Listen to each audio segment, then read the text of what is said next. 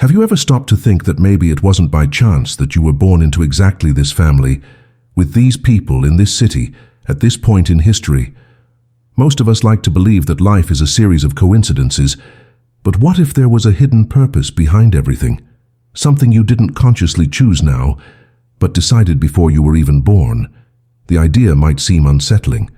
After all, if this is true, it means that even the most difficult moments, those arguments, losses, family disappointments, are not mere accidents.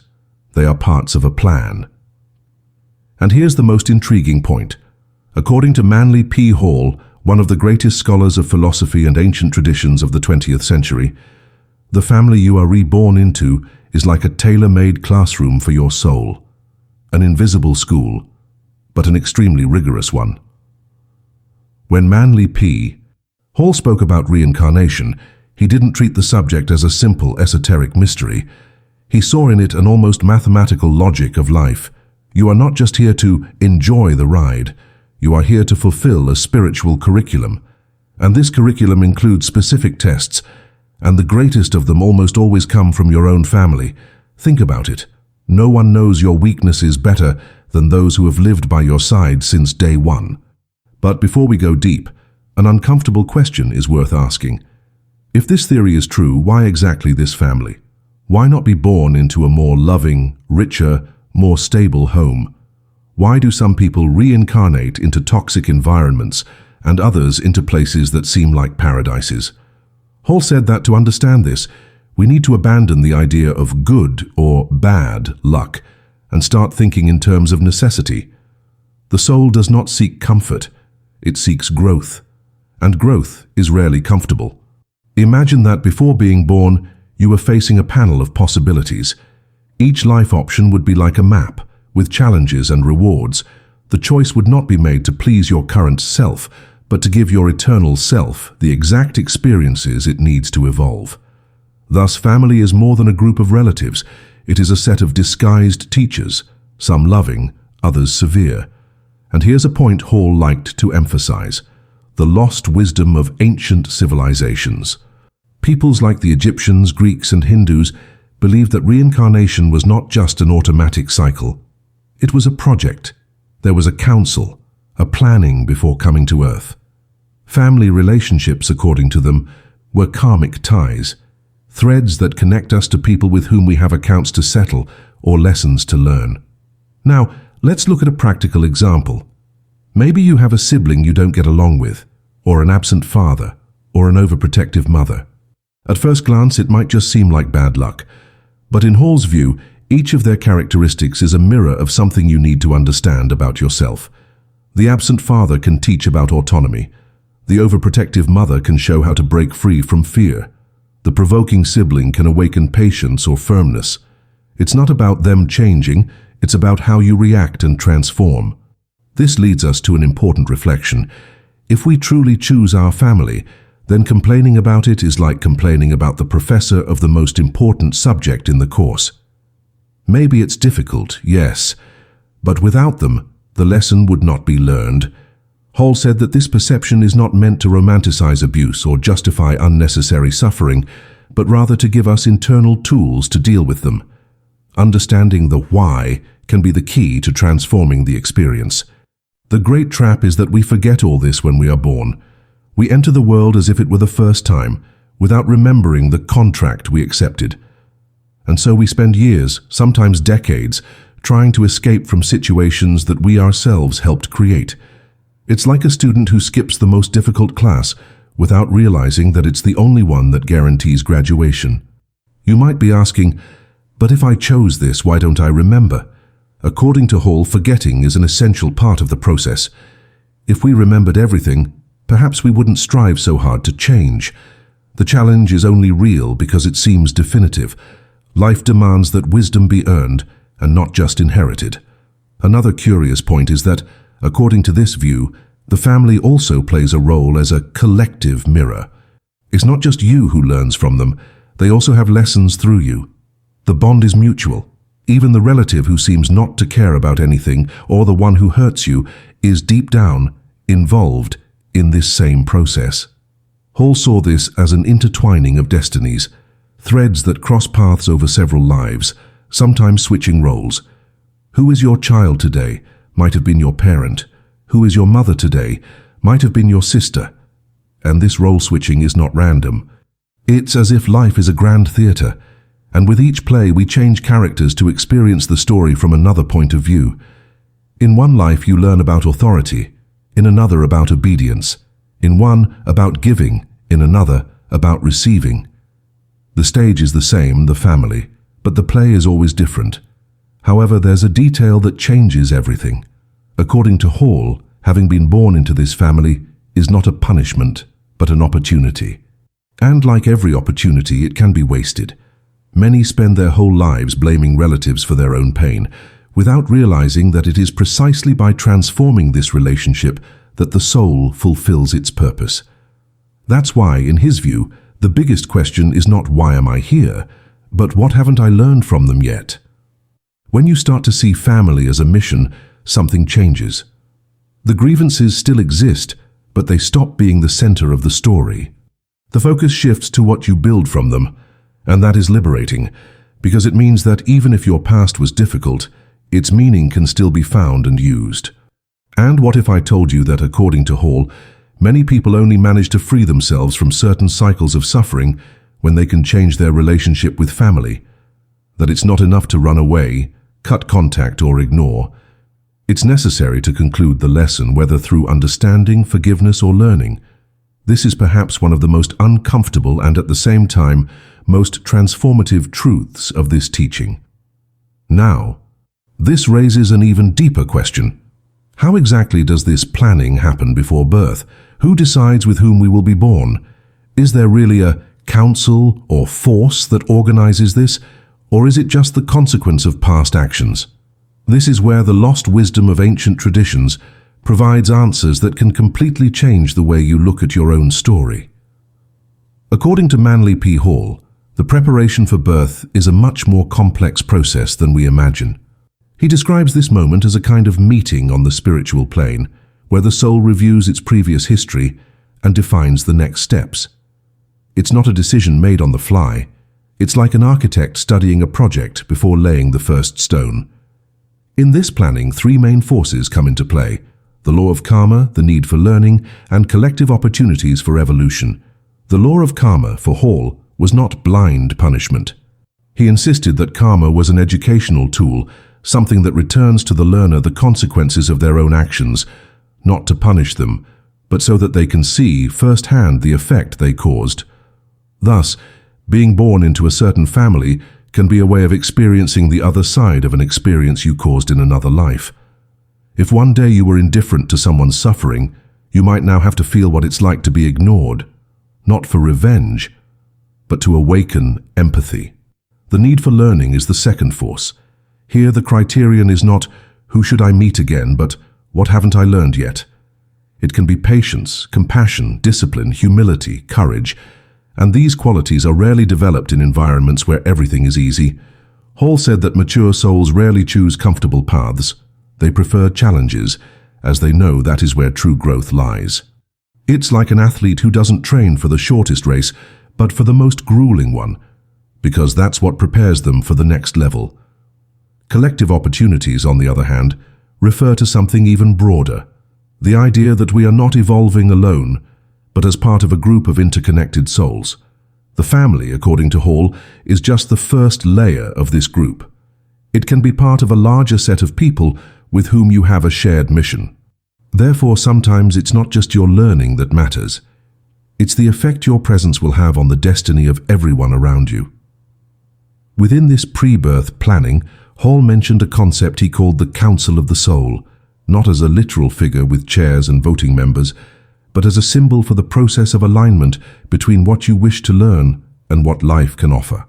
It's as if your essence gathers with spiritual guides, masters, or higher forces to review accumulated baggage, identify learning gaps, and choose the ideal scenario for the next stage. This scenario is not perfect in the human sense. It is not chosen so that you are happy all the time, but so that you have the conditions to evolve. Imagine you are about to embark on a dangerous mission. You wouldn't ask for a field of flowers to train.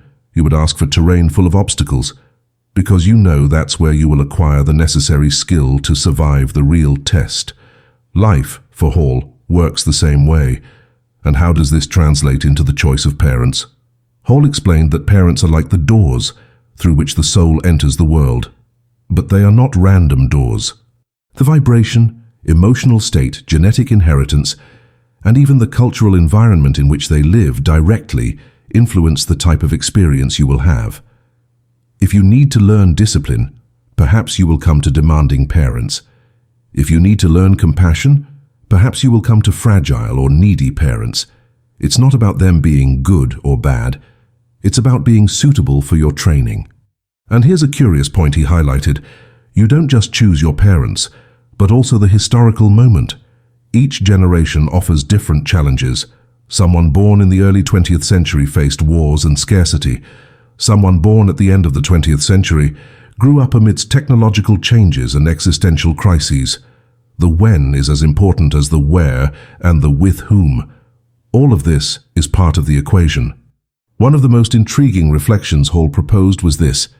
If you knew now that you truly chose all these circumstances, how would that change the way you view your life? Think for a moment. All the times you complained about your family, all the moments you thought, I don't deserve this. What if, deep down, that's exactly what you asked to go through? Not because you enjoyed suffering, but because you knew that was the key to unlocking something in your soul. He also reminded us that in life's planning, freedom is not total. It's not like choosing any family in the world as if it were a shelf of options. The choices are conditioned by what has already been sown before. It's like planting seeds. When harvest time comes, you can't decide to pick apples if you planted oranges. What you experience now is the result of the seeds your soul planted in past experiences. The choice is more about which ground will best complete this harvest. Many ancient traditions reinforce this idea. In Hinduism, there are accounts of souls waiting for long periods until the perfect combination of parents and circumstances is available. In ancient Egypt, priests taught that the soul was attracted like a magnet to the family that reflected its most urgent need for growth. Among Greek philosophers such as Pythagoras and Plato, there was a belief that the soul not only chooses the body, but also the temperament and even the specific trials it will face. And if you're thinking that all this sounds like fixed destiny, Hall made sure to make it clear it's not. The choice of family defines the starting point, not the end point. It's like receiving a game board at the beginning of the game. The pieces and the scenario are there, but how you play is your responsibility. You can spend your whole life blaming the board, or you can learn to use it in the best possible way. He said that understanding this logic brings two immediate effects. The first is a decrease in the feeling of injustice. You stop looking at life as a punishment and start seeing it as training. The second is the recovery of personal power. If you chose it, then you are also the one who can transform it. This change in perspective is, for Hall, the beginning of a more conscious life. However, there's a delicate aspect he never ignored. We can't always immediately understand the reason for the choice. It can take decades for the lesson to reveal itself. Sometimes it's only in the last years of life that we look back and realize how every difficulty shaped the exact person we became. This delay in understanding is part of the process, because the lesson can only be truly absorbed when we already have the maturity to recognize it. And then comes the inevitable question: if there is such planning, does it mean that even the most painful family relationships have meaning? Hall answered yes, but with a condition. They only have meaning if you use them to evolve. Otherwise, they become just accumulated suffering, which will likely return in another life to be faced again. Now, knowing this, a new unease arises. Is there a moment within this life when we can conclude the lesson with family and thus free ourselves from certain karmic ties? And if there is, how do we know we've reached that point? Now let's explore what Hall called the turning point, that silent instant when the soul understands that the lesson has been learned and is ready to move on to the next chapter. The turning point, as Manly P. Hall described it, is not a grandiose moment, full of fireworks or triumphant music. It is almost always silent. Often it happens in a simple conversation, an unexpected gesture, or even a decision you make alone, in silence. It is that instant when, faced with a situation that would previously trigger anger, hurt, or resentment, you react differently. It's as if something inside you has shifted, and suddenly the weight of that relationship is no longer the same. According to Hall, this turning point is the sign that the lesson you came to learn with that person or with that family unit is being completed. This does not mean that everything will be perfect or that from then on relationships will be harmonious. It means that internally you are no longer the same, and when you change, the dynamic changes. He used to say that to reach this point, the soul goes through 3 stages. The first is resistance. This is the period when we fight against reality, complain, criticize, and try to escape circumstances. The second is intellectual understanding. This is when we begin to understand, theoretically, that there is a reason for it, but we still cannot feel it in our hearts. The third and rarest is integration. In it, we not only accept, but live the lesson, not because we were forced, but because we recognize its value.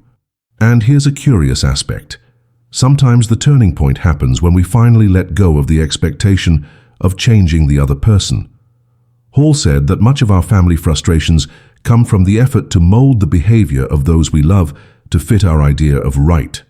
When we let go of that struggle, something rearranges within us. It's not giving up, it's liberation. It's the understanding that everyone is on their own learning path, and that our role is not to correct, but to be an example. This does not mean tolerating abuse or giving up one's own boundaries, quite the opposite. For Hall, part of the learning can include saying no, setting boundaries, and taking care of oneself. The turning point is not passivity, it is clarity. It is acting not out of anger or revenge, but out of awareness of what is healthy for everyone involved. Another point he emphasized was that often the closing of a cycle with the family does not happen mutually. You may feel that you have completed the lesson, but the other person has not yet, and that's okay. Evolution is not synchronized. The most important thing is that within you, the emotional bond that once caused pain no longer carries the same weight. It's as if the wound has healed. He compared it to a book.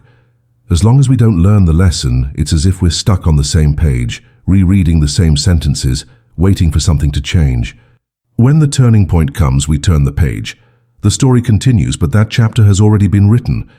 You don't need to go back and rewrite anything. Just move forward. But there's something Hall made a point of emphasizing. Don't confuse the turning point with cold detachment or indifference.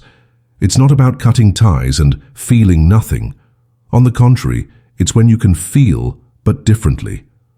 What was once anger turns into understanding. What was once pain turns into compassion. It's when you look at the story and, even without approving all the attitudes, recognize that it played an essential role in your formation. This change, according to him, is perceived by the very energy of the relationship. Sometimes, even without much conversation, you feel that something has balanced out. The other person may remain the same, but your reaction is different. This is a sign that the karmic bond has begun to dissolve. And when that happens, life opens up space for new challenges, because after all, the classroom for that lesson has been completed. However, Hall also warned of a subtle danger, confusing forgetting with learning. Forgetting a trauma or a conflict does not mean that the lesson has been learned. Often, forgetting is just a defense mechanism. True liberation comes when you can remember without feeling pain, when the memory no longer controls your reactions in the present. Now you might be asking yourself, how do I know if I've reached the turning point with someone in my family? Hall proposed a simple reflection, almost like an internal test. Think of the person or situation that caused you the most suffering. Imagine them in front of you, acting exactly as before. If your emotional reaction is different, calmer, more lucid, it's a sign that something has changed deeply. If there's still the same intensity of hurt or anger, it's likely the lesson is still ongoing. And here's something that might surprise you. We don't always need to resolve everything directly with the person involved. Hall said that often the completion of the lesson happens within us, even without dialogue or external reconciliation. The soul doesn't need words to understand. It needs consciousness. Another important aspect is that the turning point does not necessarily end the coexistence. In some cases, you remain close to that person, but with a new attitude. In others, life naturally creates a healthy distance. What matters is not the physical distance, but the internal transformation. There is also the possibility that, by learning the lesson, you inspire changes in others, even without trying. Hall observed that when someone truly transforms, this new energy inevitably affects relationships. It is not guaranteed that everyone around will change, but it is common for some to be influenced by the example. He reminded, however, that change is not linear. We can have moments of relapse where old feelings resurface. This does not mean that the lesson was lost, but that there are still layers to be integrated. It's like a wound that has healed on the outside, but is still sensitive to the touch. Over time, this sensitivity also decreases. Now there's a detail that Hall considered crucial. The turning point is not the end of the journey, but the transition to a new level of learning. Just like in school, when you finish a school year, another one is already waiting. And often the next lesson still involves the same family, but from a new perspective. It's as if you're moving from a basic course to an advanced one, using the same raw material of experiences, but to develop new skills. Therefore, for him, the big question after the turning point is not, what now? It's, how can I use this newfound freedom to help? Because, according to Hall, true spiritual maturity is not just about freeing oneself from pain, but transforming that liberation into service. This can mean supporting other family members who are still trapped in their own cycles, or simply living in a way that inspires peace and clarity. And here we come to an interesting conclusion from this part of the teaching. The greatest gift you can give your family is not to fix them, but to heal yourself. For by healing yourself, you alter the entire web of relationships that connects them. And, as Hall said, the healing of one knot loosens the tension of the entire rope. But if all this is true, a final inevitable question arises. What happens after we conclude all lessons with the family? Will we meet again in future lives, or will we go our separate ways completely? And moreover, is there a time when we no longer need to reincarnate into families, but can choose other types of experiences? These are questions Hall explored with a bold perspective. According to Manly P. Hall, there is indeed a point at which the soul can definitively conclude the cycle of lessons with a particular family. This does not mean that love or the bond disappears. It simply means that the pedagogical function of that connection has been fulfilled. It's like a student who, after years of studying with the same teacher, finally completes the course. Respect continues, the memory remains, but the need to be there, repeating those same lessons, ceases to exist. When this happens, the soul no longer needs to reincarnate in that specific nucleus. It can move on to new experiences, meet other spiritual study groups, or even choose lives where the emphasis is on collective and not family challenges. Hall said that, in these cases, the family ceases to be the main battleground and becomes merely part of life's backdrop, carrying no major karmic unresolved issues. But there's a detail he highlighted. Rarely does a soul end all family ties at once. More often, life after life, it resolves lessons with some members, while maintaining other unresolved issues with others. It's as if the great network of connections is gradually being cleansed until, one day, the entire set is in balance. And what happens when this stage is overcome? Hall explained that from then on, reincarnation is no longer compulsory. That is, the soul no longer returns out of a need for basic learning, but by choice. This is what he called voluntary reincarnation. At this level, the soul can decide to return to help other people, including members of the old family who are still in their own process of evolution. He said that this choice is common among souls who have reached a certain degree of wisdom and compassion. Instead of seeking only experiences for themselves, they offer themselves as instruments of transformation in the lives of others, not because they need to, but because they want to contribute to collective advancement.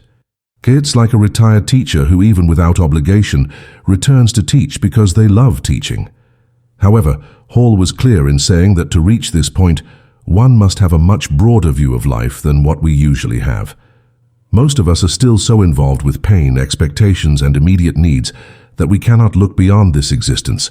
But he insisted that the more we expand this perspective, the easier it becomes to deal with current difficulties. A fascinating aspect of what Hall taught is that, by ending karmic family ties, the soul becomes free to choose completely different contexts. It can be born into distant cultures, in different historical eras, or even in realities where the concept of family as we know it does not exist. In these experiences, evolution occurs through other types of relationships, friendships, communities, collective missions, or broader spiritual work. But for this to be possible, there is a fundamental condition. The lesson must be truly completed. This means that it is not enough to physically distance oneself or cut contact. If there is still resentment, hurt, or a desire for revenge, the bond persists. Hall said that the final test is simple to describe but difficult to achieve. Being able to think of the family without pain, without resentment, and with a genuine feeling of gratitude for what it represented, even if it was difficult. He emphasized that this gratitude is not about condoning abusive or unjust behaviors. It's about recognizing that in some way it was part of your growth journey. And by accepting this, you let go of the rope that held you. The bond transforms from a tether into a memory. Now this is where the boldest point of Hall's ideas comes in. He asserted that, at more advanced levels, the soul can even choose to return to the same family, not to learn, but to teach. Imagine, for example, that you have already resolved your issues with a sibling in past lives, but you know they still need support. You can decide to be born as their child, as their niece or nephew, or in any other role that allows you to be present to help. In this case, the relationship ceases to be a mutual lesson and becomes a unilateral mission. He also spoke about the possibility of not returning to Earth. Yes, for Hall, Earth is just one of the classrooms available in the universe. Once the cycle of basic lessons is completed, the soul can be directed to other planes of existence, with completely different challenges. Some of these planes, according to him, do not even have the structure of birth and death as we know them. But this is a field he treated with more caution, saying that only very advanced souls get to experience it. And here's an important reflection. If there really is this possibility of ending the family cycle and evolving to other levels, then every conflict, every misunderstanding, and every challenge we experience with family gains new weight. It's not just something that happened to me. It's part of a sequence of tests that, once completed, open doors to broader dimensions of existence. Hall encouraged his listeners to start now identifying which family lessons seem to be nearing completion. Ask yourself, with whom can I already feel peace, even if the past was difficult? And with whom do I still feel stuck in a story that repeats itself? These questions, for him, were like a map to know where work still needs to be done. He also reminded that as long as we do not conclude these lessons, we tend to repeat patterns. We may even change cities, jobs, or cut contact with some relatives, but we will attract new people with the same type of energy and challenge. That's why he said, life never tires of teaching. If you don't learn from one teacher, it sends another, and that one will be even more demanding. Thus, understanding that the current family is part of a larger agreement can totally change how we relate.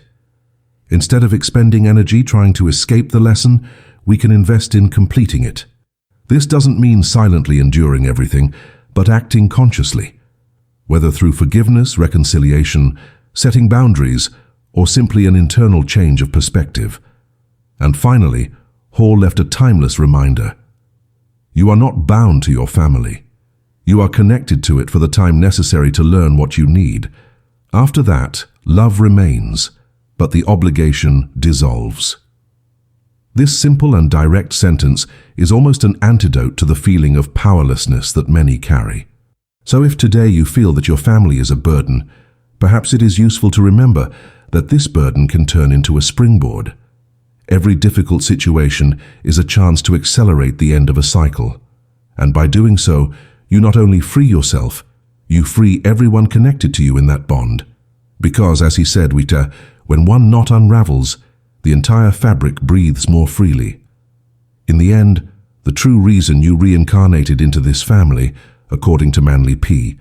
Hall's wisdom is not punishment, not chance, and not bad luck. It is opportunity. An opportunity carefully shaped so that, through challenges and affections, you become exactly who you need to be to move to the next level of the soul's journey. And when that level arrives, perhaps you will discover something even more surprising. That all the pains, arguments, and misunderstandings were, in fact, the language through which love, the deep and silent love of the universe, communicated with you from day one.